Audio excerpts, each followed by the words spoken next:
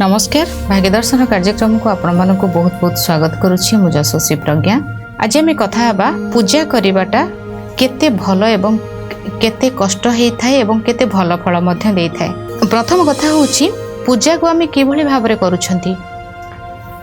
गोटे कथा कहबी साधना अलगा पूजा अलगा। बहु समय धरी आपण पूजा करूछंती से भितरे दया क्षमार जिनस आसीबो। आत्मा बहुत खुशी रहिबो, मन पवित्र रहिबो, मन शांति रहिबो। पूजा पाठ जो माने बहुत समय धरी करंती दुईटा जिनस मु आपन को कहूची। जो मानकर बृहस्पति बहुत भलरे थांती, बृहस्पति बहुत भलरे थिबे से माने ना पूजा पाठ बहुत अधिक समय करिवे। किंतु आपण भाबिबे कि गोटे कथा एटी मु कहूची आपन को कि आमे कहबे कि आमे एते पूजा पाठ करछंती धन काहे कि रहउनी आम पाखरे। दुईटा जिनस मु आपन को आज कहबी। जने बहुत करोड़पति रिच बिजनेसमैन को देखंतु, आउ जने जी भगवान कर सेवारे सबले रहंती। दुई जन को देखंतु कहा पाखरे अधिक धन। जी जो माने देखंतु बहुत मिलियन बिलियन संपत्ति से माने पूजा कर सकाळ उठी पूजा करंती ना। से माने उठिबे केमती तांकर बिजनेस हबो कोन हबो मीटिंग करिवे कुआडे जिवे कोन करिवे एमती कथा। पूजा केते करंती। आउ जने जे कि सकाळ उठले तांकर स्नान कले, भगवान कर फूल तोड़ा चंदन सजेले, विभिन्न प्रकार माने धर्म पुस्तक सब पढ़ा पढ़ी कले, मंत्र जप कले, पूजा कले, से पूजा रे रहिले। आउ जने पूजा करछंती कि दुई जन को देखंतु जी बहुत पूजा करूछंती तांकर बृहस्पति बहुत भलरे निश्चय भाव रे थिबे। जोथ पई कि से पूजा करूछंती बृहस्पति बहुत भल भाव रे थिबे। किंतु आउ जनकर बृहस्पति देखंतु गोटे जिनस बृहस्पति पाखरे बहुत सारा सम्मान प्रसिद्धि धनर कारक सीए, किंतु कारकत्व को मध्य से नष्ट करती। आउ जने पूजा करनांती केमती आसुची धन। आ गोटे कथा कहूची कि आपण पूजा जे कले हमर प्रॉब्लम टा सॉल्व हेबो एवं सेटा संपूर्ण अलगा कथा।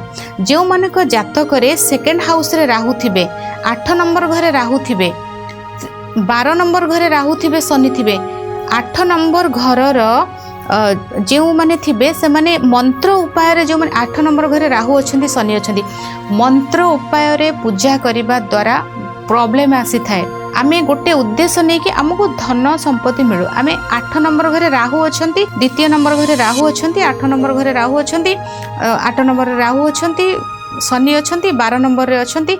ए क्षेत्र रे कोन हबो? ए क्षेत्र रे जेते अधिक पूजा करी प्रॉब्लम टा सेते आसीबो। सेकंड हाउस रे आपनकर राहु अछंती, आपण बहुत पूजा करिवे प्रॉब्लम हबो। आपनकर धन पई पूजा करी बहुत घंटा घंटा पूजा जप तप करिवे, रिजल्ट जीरो।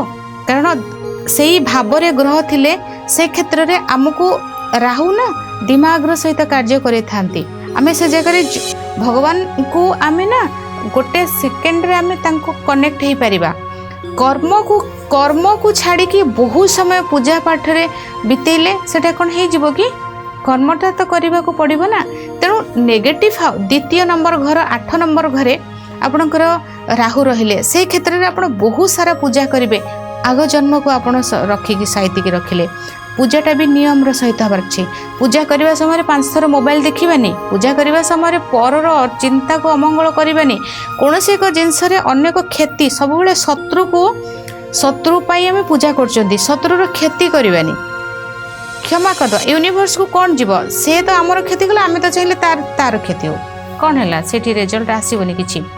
तो मन भीतरटा को क्लीन रखिबार अछि।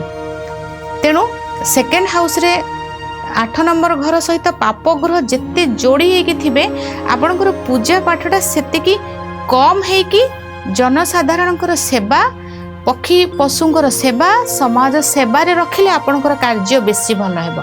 भगवान को पूजा रे एतेटा हे परिबो नाही। भगवान को धूप दीप देकी फूल देकी घंटा घंटा जप तप सेथिरे समय न बितेकी समाज सेवा करिबो, गछ लगेबा, पशु पक्षींकर जत्न नबा, पशु पक्षी को खाद्य दबा, अन्यर सेवा करिबा द्वारा ही बहुत भल रिजल्ट आसीबो। आज समय हो जाइछि। भाग्य दर्शन कार्यक्रम को एठी रखुछि। विदाय नउछि। नमस्कार।